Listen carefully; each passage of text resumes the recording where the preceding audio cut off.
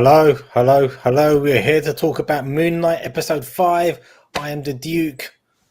This is Davie of the P. There you go.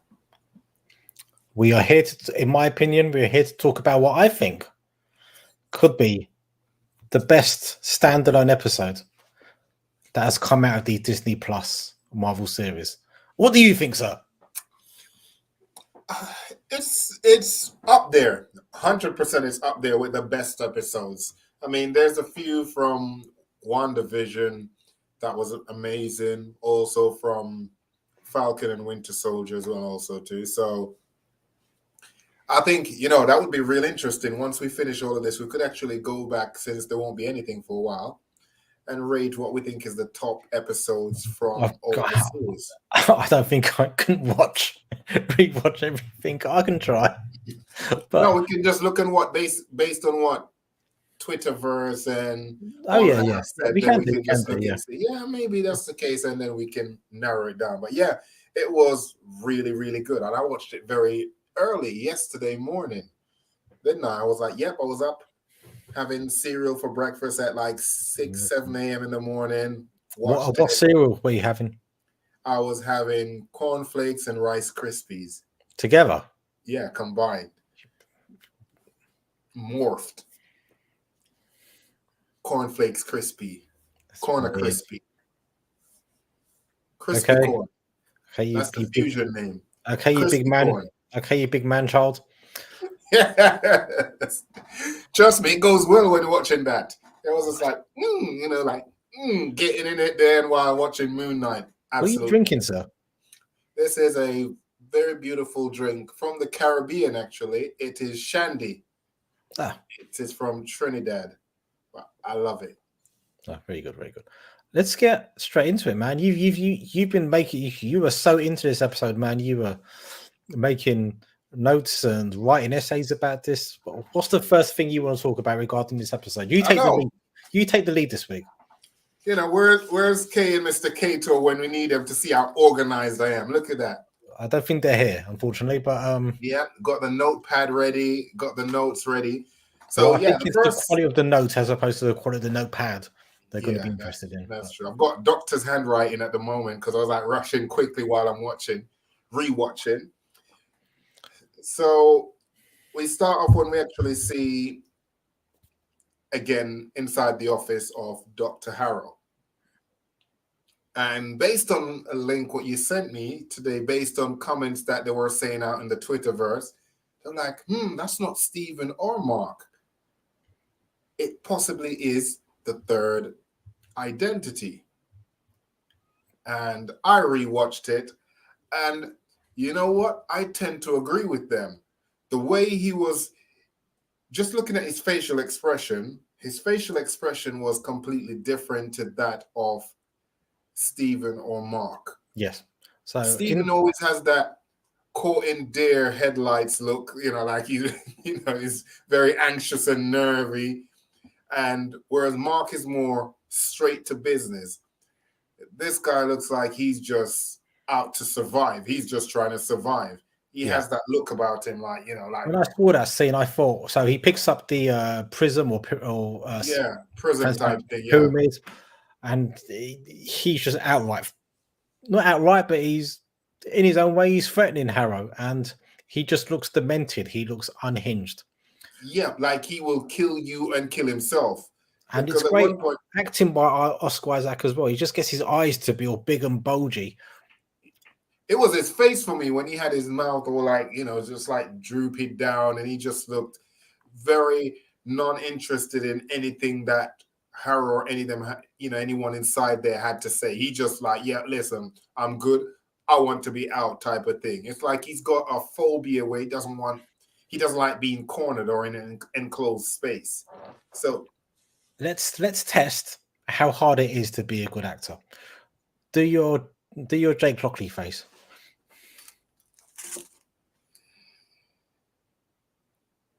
Okay, I think my Jake Lockley face is better than your face. Do your Mark Spector face. Do your Mark Spector face. That's my Mark Spector face. He's more like, like I'll ask you to do a Stephen Grant face. But anyway, Yeah, so I think that is the first introduction What of about Kate. what about my Steven face? Nobody cares anymore. That's quite good, actually. Yeah, I think that was Jake Lockley. It was weird because on Twitter there was lots of people saying, "How have we got on to episode 5 and not seen Jake Lockley?" And it's like, no, you saw him. It's like when I first saw that, I didn't clock straight away that was Jake. I just thought to myself, Mark's acting very weird in this scene. And it was only when I went back and investigated it kind of clicked. Like, oh my god, that was actually Jake Lockley in that scene. I don't even think there's an argument. Right, but that's the thing. He didn't. It's like he knows he's not them, but at the same time, he knows he doesn't want to give any information. Like he's very paranoid, so he doesn't say, "I'm not Mark" or "I'm not this." He's just going along with whatever Harrow is saying. But at the same time, you can clearly see and hear by the way he's talking. Even his voice is very different to both Stephen and He Mark. sounds like a taxi driver. Yeah. He sounds like a stereo. I'm not dissing all the taxi drivers out there. I'm sure you're all lovely people, but you all sound like Jake Lockley, and maybe you're a bit demented like Jake Lockley. I don't know. Yeah, he sounds like a taxi driver before Uber. You know, before you could actually know what the price is, where you could just make up the price as he goes along. The internet is saying Jake Lockley. Kate, are you saying that was Jake Lockley? I'm convinced 99.9% that was Jake Lockley in that scene when he's threatening Arthur Harrow. Because if you notice as well, as you already alluded to, Davian, there were 3 scenes with Arthur Harrow, and I'm pretty sure, as you said, one was Stephen Grant, one was Jake Lockley, and one was Mark Spector. And Jake Lockley, they actually inject to kind of get rid of him. Right, and I think he's aware of it, so he keeps doing that so he can he's trying to find out. I think it's more of a case he's trying to find. I think Harrow's trying to find out how many personalities are in there. So God knows how many times he's injected him to see how many different personalities come out. Yeah, so my brother's saying yes, the Band-Aid. So there's a famous, I say famous, in the MoonKnight comics, there's a well-known panel where Jake Lockley has the plaster across his nose. Okay. So yeah, it's very they done the plaster across the nose on purpose to so if you know that's Jake Lockley. Yeah. There's like no debate for me that was Jake Lockley. But yeah, that was amazing. That was amazing. Moving on, I think we've got to get down into the kind of the real sense, the meaning of this episode. We learn about MoonKnight's origin, his multiple origins.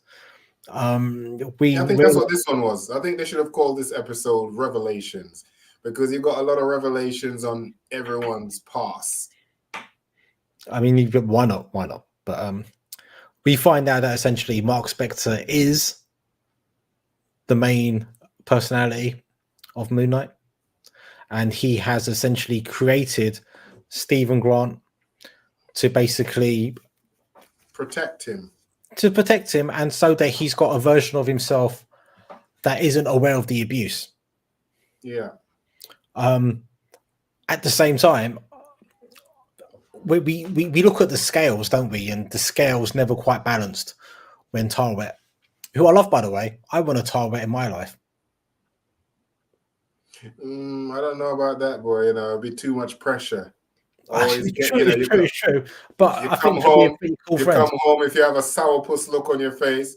Oh, let me measure your heart on the scale.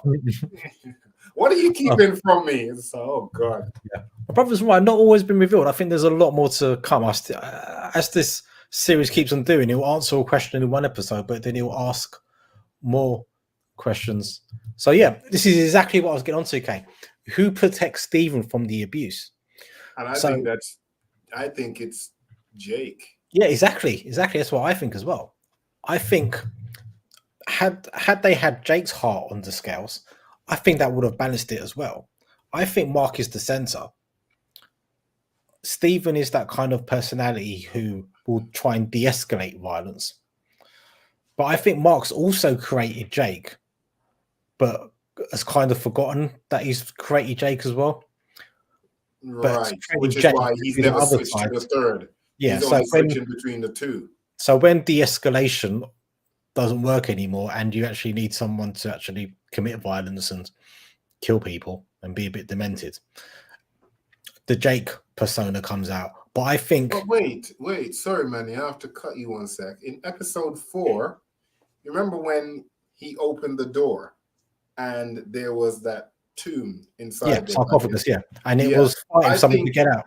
and he was like, "No, let's not go in there." I think he is aware of Jake. I think he's aware, but I Then think, or there's else, that scene as well when Mark comes back into the body and all these people were dead, yeah, and he's asking Stephen, did he kill all these people? And he's like, no. So unless he's lying to Stephen and pretending like, oh, it must have been you, but all along knowing that it was Jake. I don't know. I think both are possible, but I think part of his psyche has shut off Jake Lockley because it's possibly where it's Stephen created Jake, so Mark isn't aware that the personality that he's created has created its own protective personality. That's getting very meta. I think Mark is the center, so I think he literally has Stephen on one side, like the good angel, and Jake on the other side, and that's why the scales didn't balance. Had they put Jake's on there, it probably would have balanced, because that would have been like the bad side balancing out the good side as well. But that's why when you take away both hearts, you just got the center left, which is Mark, and that's why it balanced. That's what I think going forward. Going back to another character with DID, Mary Walker, Bloody Mary. I don't remember Bloody Mary. I know the drink Bloody Mary. I'm sure you do, sir. I'm sure you do. But yeah, but as well, because Tarbell was able to take hearts from both Stephen and Mark, it does suggest that they are two separate souls now. So for those people theorizing that he could have been snapped during the Thanos thing, possible, definitely very possible, because it does feel as though the two souls have separated. Oh, it was a Netflix series. Have to give it a spin. Me too. So we find out essentially that Mark, as a child, was inadvertently kind of responsible for the death of his little brother. He kind of followed the rules, and his brother died in a cave in Chicago. Apparently, there are caves in Chicago which can drown you. I never knew that. But anyway, so maybe this is an alternate Earth where there's an alternate, there's all these variations of landmark and landscape that's slightly different. Netflix series Iron Fist, Mary Walker. Okay. But yeah, so, and then we find out that his mum blames him for his brother's death.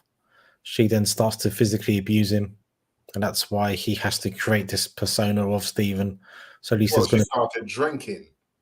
She became very unstable mentally. You could see that she was drinking and probably on other kind of prescription meds, and she was just, she was clearly suffering. Yeah, and so was Mark. Let's not make excuses for her. Yeah, of course. Yeah, he's a child, so the parent is supposed to be protective, and obviously she wasn't. She blamed him, and which is interesting. This is my take on it. I believe that because he felt like his father wasn't really protecting him, even as a child, I think that's when he turned to the only fictional hero that he knew about was Dr. Stephen. And he just believed, oh, if I had Dr. Stephen was here, he would protect me. And believing it so much, you want to be rescued and you want to be saved, he subconsciously just conjured up Stephen. Yeah.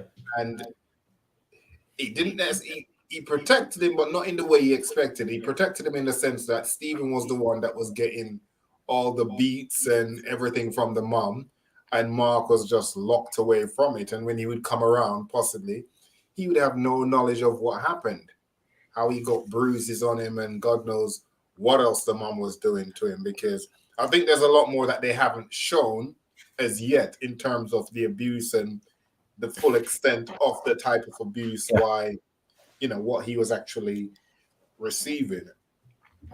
Yeah, no, I think, that's probably fair. My brother makes a good point here. Now, this is interesting because I haven't actually heard anybody else say this either, not that point. This point. Khonshu may have had a hand in his brother's death because there was a skeletal bird on the outside. Yeah, outside the entrance of the cave when they're going in. But then it would make sense in a way, because you think about it, gods usually see all and know all. So they would actually know, yeah, you know what?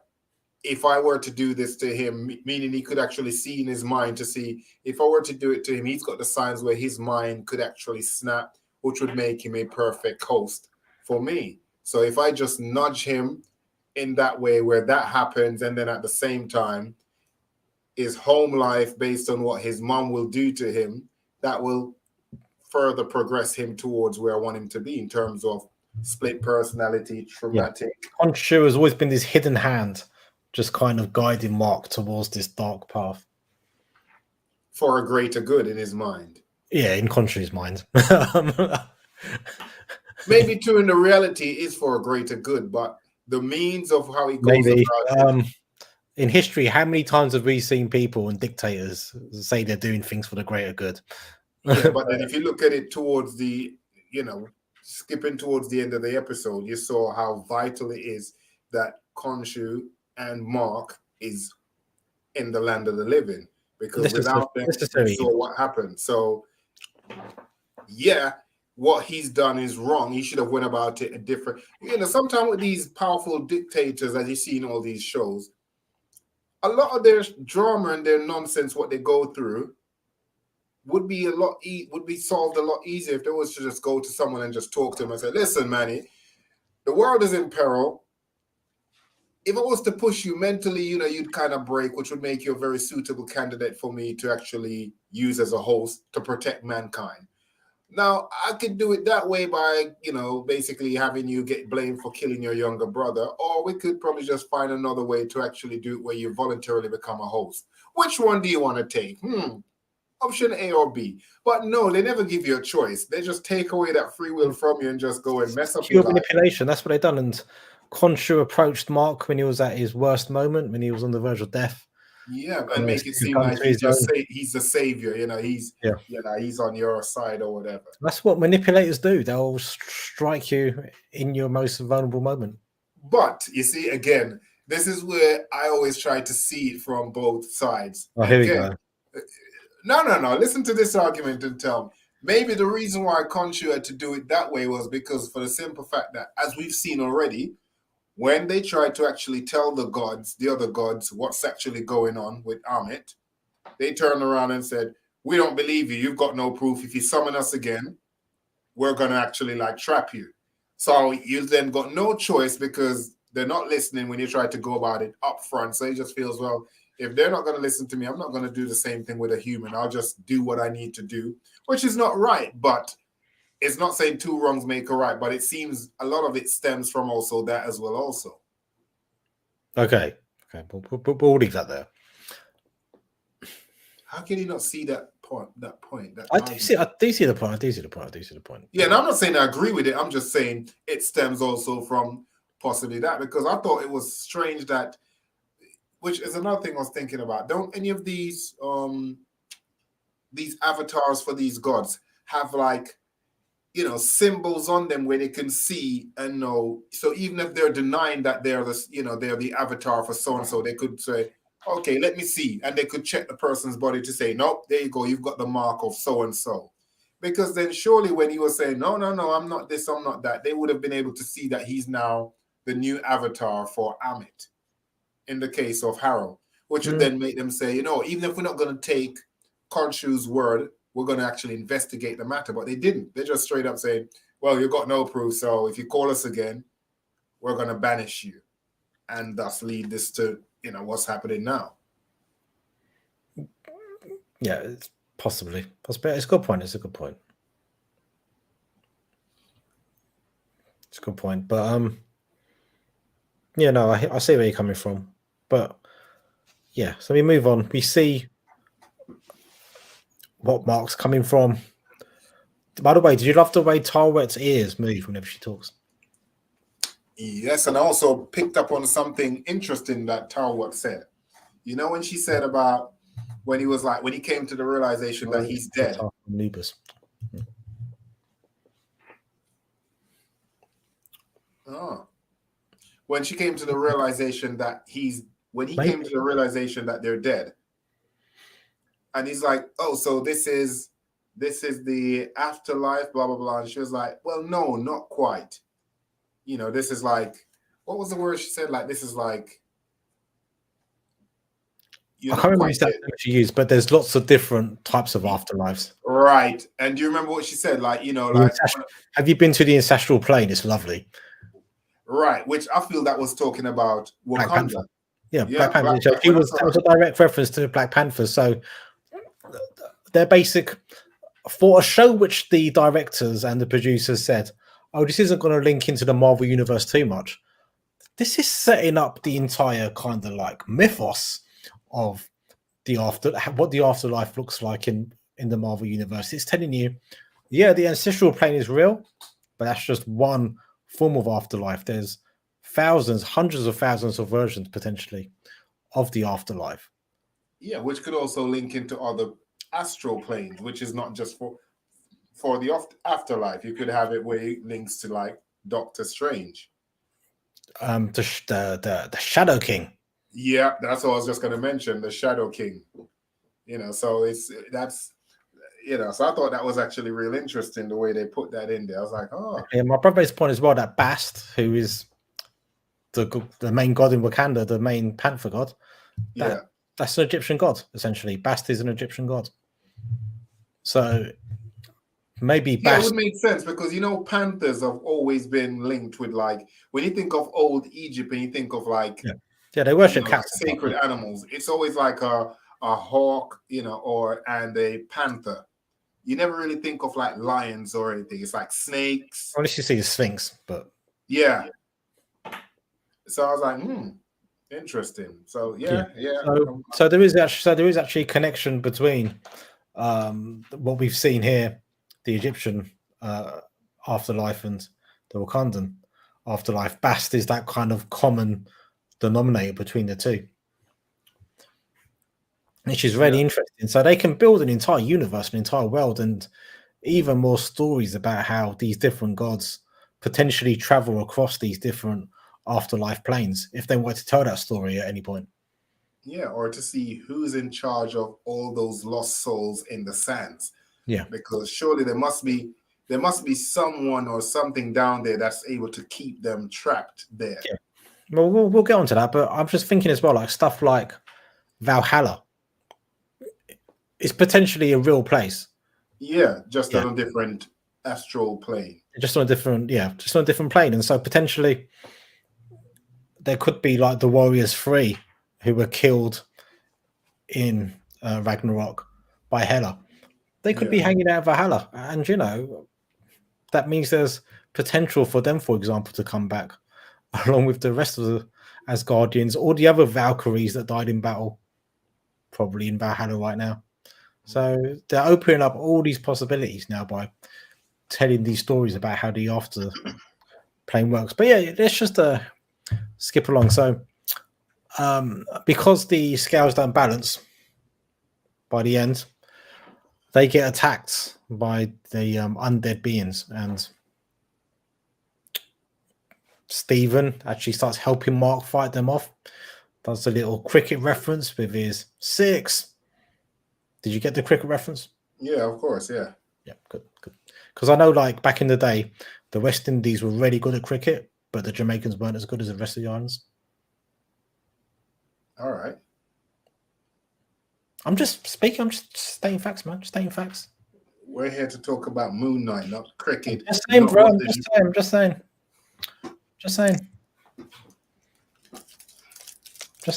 Don't kill the messenger. Don't kill the messenger. A bite of my chocolate now, because I'm feeling very aggressed. Well, it's not my fault. You didn't supply any decent cricket players to the West Indian team, but I hope nobody sees this and then they're going to start listing all these famous Jamaican cricket players. Was it cold though, Mr. Gator, or was it just accurate? Or was it a cold hard truth? Well, we got what's his name now, isn't it? Who was the captain? What was his name? So you don't even know his name. But true, indeed. So yeah, we'll go back onto it. And yeah, and then he starts beating them all up and stuff, and it's great. He's beating them all up, and then Stephen Grant gets thrown over. And Stephen Grant is turned to some kind. He's petrified, basically. He goes through a petrification process, and no, but we're jumping a bit. We forgot to mention the fact that the reason why I end up going that way was because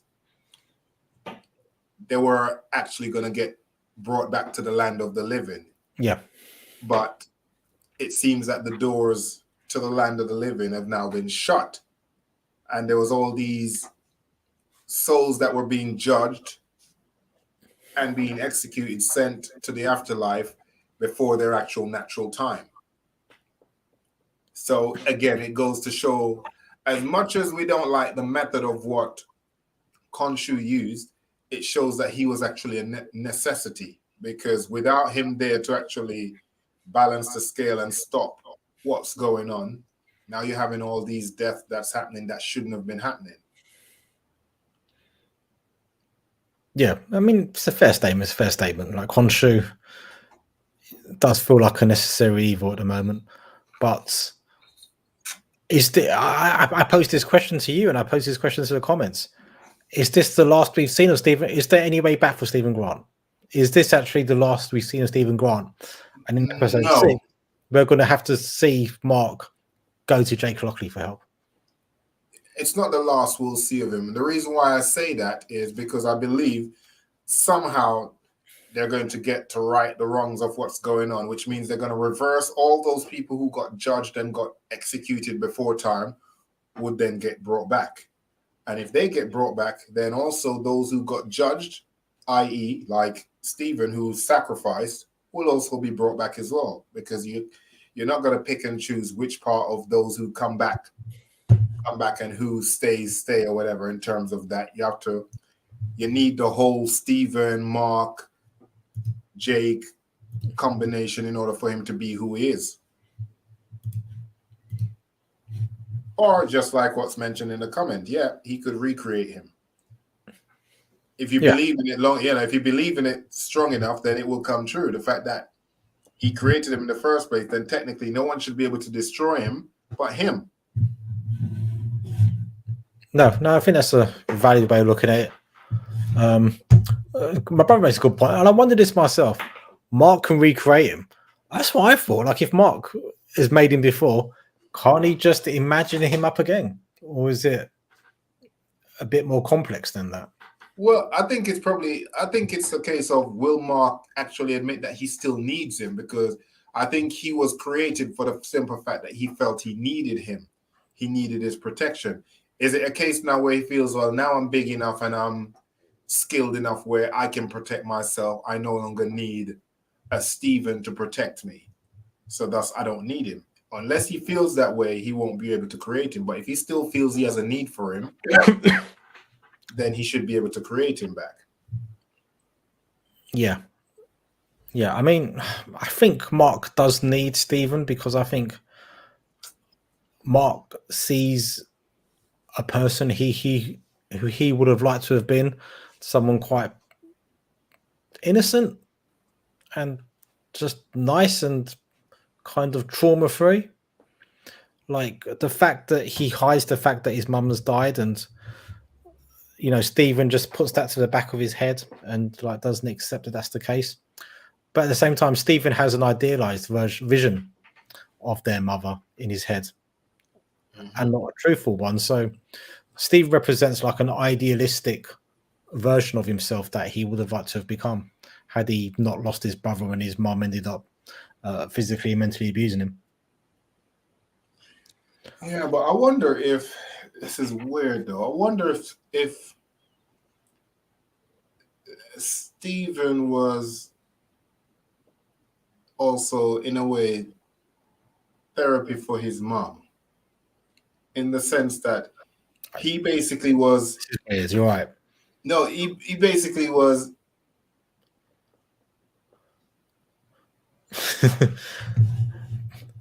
Davie, you can't get all those who have been not judged since a few millennia ago to be alive again. It's a good point. It's a lot of judged people who will come back if your theory is correct. Like a lot. No, but it's just I think it's just the ones that's judged by Arthur Harrow. Okay. Since that's what I meant, just the ones that's been judged, because the ones that are the souls that we see coming there are the ones that's being judged by him. Okay. No, that makes more sense. Yeah, because that's what's happening. All those weren't just random people that was just like getting. I think those are all the ones that he's just there going out and just, Amit wants to judge you to see if you're worthy to be a part of the new world, and if they're not, then they're all getting sent to the afterlife. So I think that's all those, but it's a hell of a lot, which means how much time has passed since he's died? Yeah. Why they're able to move so fast. Yeah. It's a good point. But so we don't know. But yeah, I was saying in terms of the mom, because it seems as if Stephen was created, when Stephen was created by Mark, he was created literally right when the mom was about to abuse him. In one of the scenes we saw, when she was right about to abuse him, which means she abused him and he would have been aware of the mom abusing him. Yet when he was at the funeral and he literally Mark didn't want to go in, and then he literally went from Mark to Stephen. He literally goes from that to speaking to mom on the phone as if nothing has happened. So it seems like no matter what the mom did to him, he was always. So it seems like Stephen, this is something what people do when they suffer from mental trauma. They will start to compartmentalize their trauma so that they don't. If something's so traumatic, you'll see some people actually purposely delete that subconsciously from their memory, or just put it in a little box in their brain so they can't access it. And I think this is what the Stephen Grant persona does. It wants that idealized life as well, so it kind of compartmentalizes the abuse he takes from his mother, and just carries on believing that he lives this ideal life with his mom. Yeah, that the mom is this great mom. I don't think it's anything to do with his mother. I don't think his mother's getting any kind of therapy from it herself. This is all about Mark and the way Mark and Stephen, as another personality, learn to cope with what's going on. Well, the reason why I'm saying therapy for the mom is because obviously we haven't seen it, but this would just be this is just how I'd break it down, in the sense that the mom is abusing him, and any normal parent, if you abuse your child, you're not a normal parent. Well, I haven't abused any child, mine or any other, but if you abuse a child or you abuse anyone, you would feel some kind of guilt and shame. But the fact that the mom seems to have been doing that for years and she felt nothing, but the only person who seemed to be affected by her behavior was Mark, whereas no matter what she did, it seems that Stephen was A-okay with it. So I think every time the mom went to possibly abuse him, which we didn't see after that point, it was never Mark. It was always literally whenever that happened, they would switch personalities and it would be Stephen who would take over. But Stephen doesn't have any mean bone in his body. So no matter what the mom did to him, he probably would still be telling the mom like, oh, mom, it's not your fault. Don't be upset. I still love you. Yeah, and that made her feel less guilty. I don't know if that was, I think you're thinking a bit too much into this now. I think you're kind of drawing stuff out, which there's no evidence to Yeah, but draw we out haven't seen stuff it from. yet. There's still loads of stuff we Dude, haven't I seen. haven't seen there's going to be a spaghetti monster in episode 6. Doesn't What does mean a it's going to be. spaghetti monster has to do with abuse? If someone is abusing you, think about it. Whilst would he Yeah, still but what I'm be? saying, from an evidential point of view, there's nothing to suggest that what you're saying But is then why going to would come it out. not be? Considering he still speak. Remember when we met him? As far as we know, Stephen Grant speaks to his mom every single day, Yeah. like a Remember, few Stephen times has a no day. memory of the abuse, so we don't know what Stephen. We're not going to know what Stephen says to his mom. So, what do you think then it might possibly be Jake? That's the one that's getting No, the I abuse. think it is what we just said it was. Stephen compartmentalizes the abuse. So he literally just blocks out the beatings that he gets from his mama. Okay, so Now let I me get give what you're you saying, but I'm saying so let literally me it's give like you an that. education. Let me give you an education.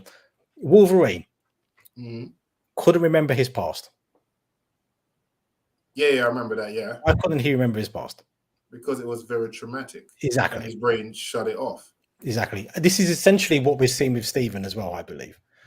We're seeing Yeah, I him get that, but remember, compartmentalizing all the grief. at least with Wolverine, his issue that like he didn't remember when he got the adamantium in him. That was just like Yeah, but there was stuff maybe like before that as well, which he didn't remember. yeah, There was stuff where he him growing up, him accidentally killing his first love, who was a redhead. The abuse, finding out that that Sabretooth was his half brother. It all got a bit confusing, but yeah. all this kind of stuff. Yeah, I don't think it's as deep as you're making it out to be. I think you're kind of creating a scenario which, number one, as a writer, you don't need to create, and number two, it wouldn't forward the story in any way, shape, or form either. Maybe not, but it would actually explain why someone who would get abused would This is still why you're not a TV writer. will be in the scene. No, I'm a star. I'm not a writer. Yeah, you can stay in the back. Yeah, I'm for the camera, sir. Okay. If they ever cast if they ever cast a Toad for the X-Men again, I'm sure they'll be. Or a villain sympathizer. That's me. Yeah, that doesn't make you a good person, may I say. Makes sense. By the way, before we carry on, who am I doing an impression of? You don't have to say so. Jake. Amber Heard. That also looks like Jake, like the mouth, the whole mouth. Jake and Amber Heard. Anyway, I digress. Mark wants his mother's love and his mother to love him. Yeah, she can't do no wrong to Stephen.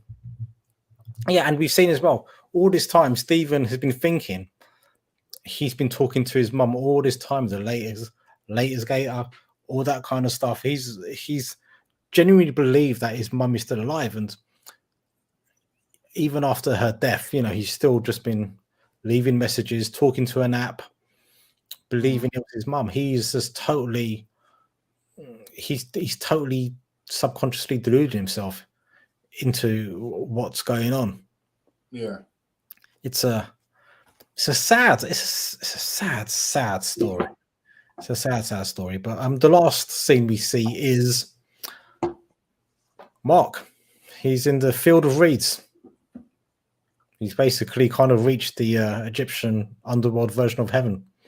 So yeah, because his heart was now balanced, isn't it? So yeah, the scale was now balanced. All we had to do was get rid of Stephen. Now he's all balanced out. But yeah, but I guess what they don't realize is hey, they've taken Jake there as well. He's still trapped in that body somewhere. So yeah, what do you think is going to happen in episode 6? I think because he's just in the field, so I think there is actually the field is just like a segue before you actually get inside heaven. I think there will be like a door, through the fields that would then lead you into paradise.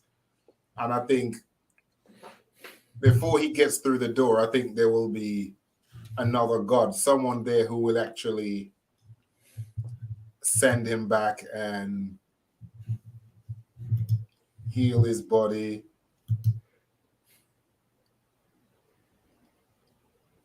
Yep, and then give him a chance to actually right the wrongs of Mr. Harrow. Yeah, maybe. Do you know something? Why I'm loving this show so much? I haven't got a clue what's going to happen in episode 6, and that's why I absolutely love what's going on. I don't know.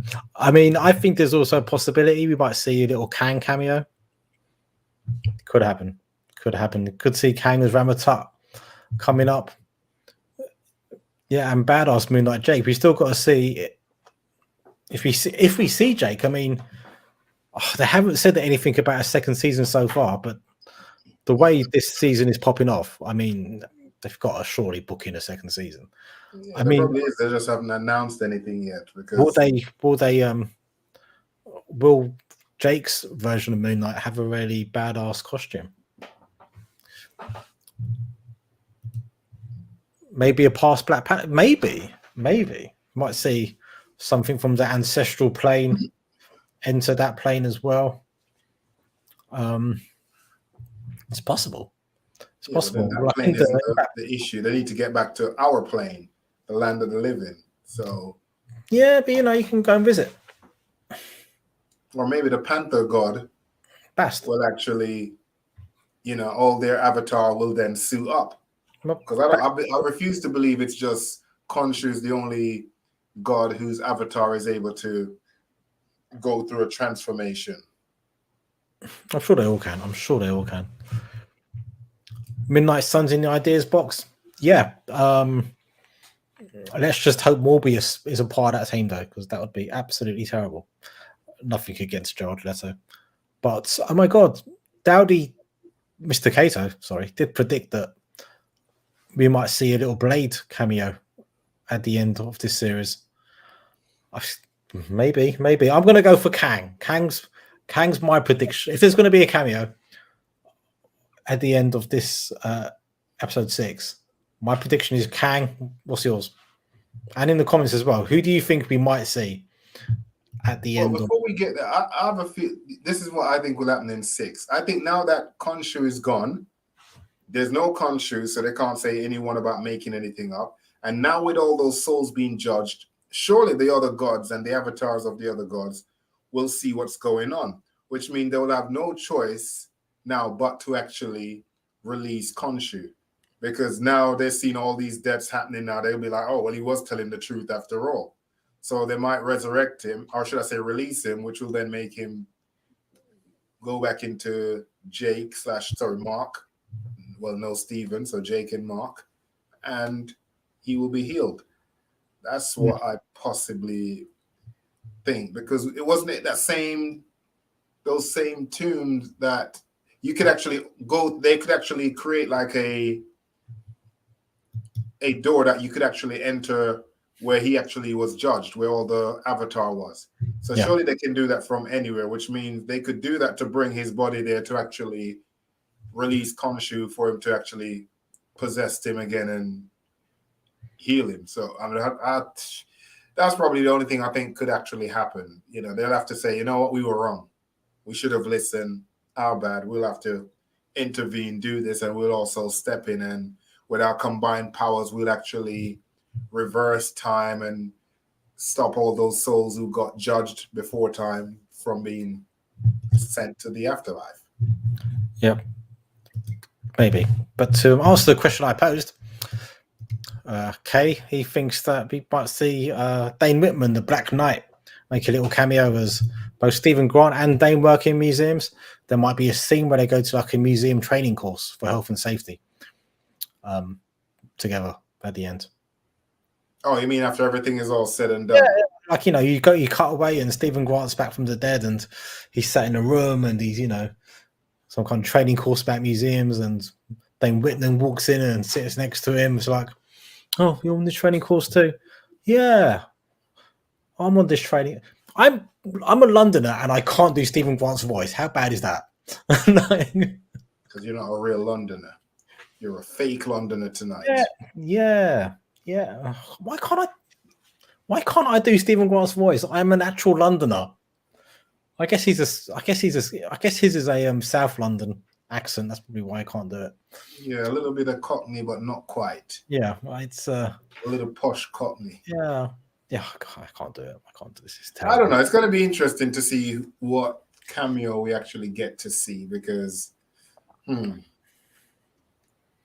yeah, will be interesting to see. I'm going Blade. Got Black Knight. No, sorry, Blade was mentioned. I'm going Kang. Kang is the one I'm going for. A Ramatop version of Kang is what I'm going for. Hell yeah. Because Kang has already been referenced in this show. It was a sneaky little Easter egg. Are there any other points you want to go over before we say farewell? No, just the fact that it's interesting that I wonder who created that mental facility. Yeah, we still got to work that out, haven't we? What is going on there? Yeah, which one of his personality created that? Because his personalities is that Arthur Harrow trying to do stuff to him from the outside. We just don't know. Well, remember, she said to him, "That's the first, what she said, like a mental institute, a psych ward is a first. So it would have to be created, which reference that it had to be created by the actual person who's dead. So it means that he created it, but which one of him created it? Yeah, it is all still very Buffy the Vampire Slayer as well. Like, is it real? Isn't it real? Oh, there you go. Okay, so it was Mark. It was Mark. Cool. There you go. It was Mark. There you go. Mystery solved. Boom. Yeah, that's the way we roll here. Cool. Sweet. I'm looking forward to episode 6.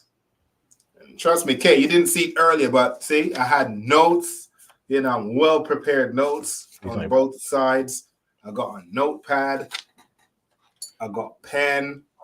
Oh, organized. Yeah, I'm sure he's very impressed. Yeah, because I got told off last week, so I made sure that I was on the ball this week. Who told you off?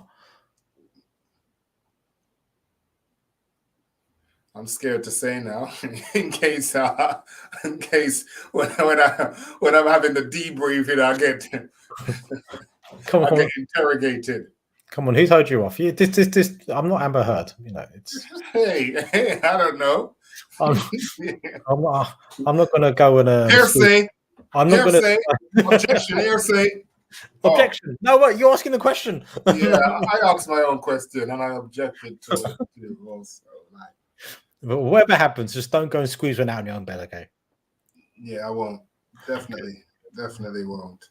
Yeah.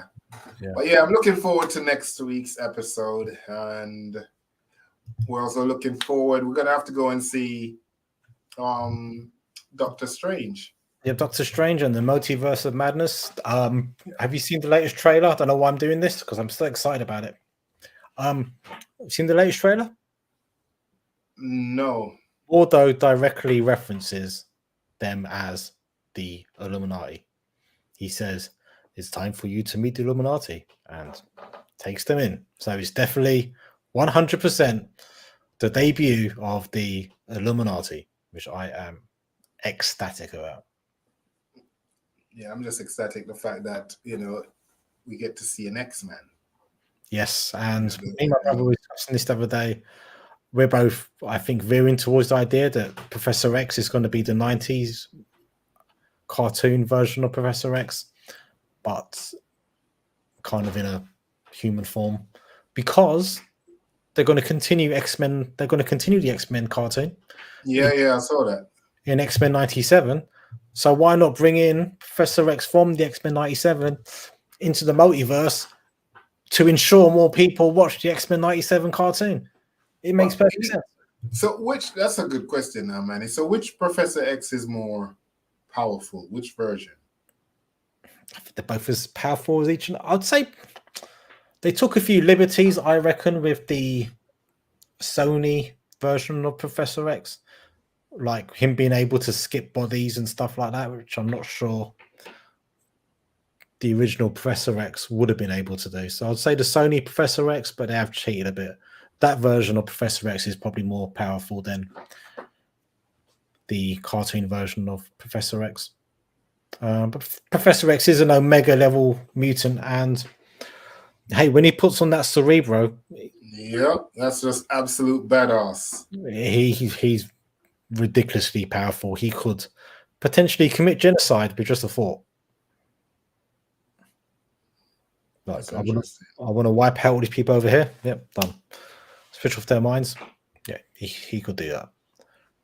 Yeah, scary dude. Blame it on the dog, did you? No, it wasn't the dog that did that. It was my little Yorkie dog. Yeah, tell the truth. It was actually me. I did it all. Indeed, right. I just want to try something quickly.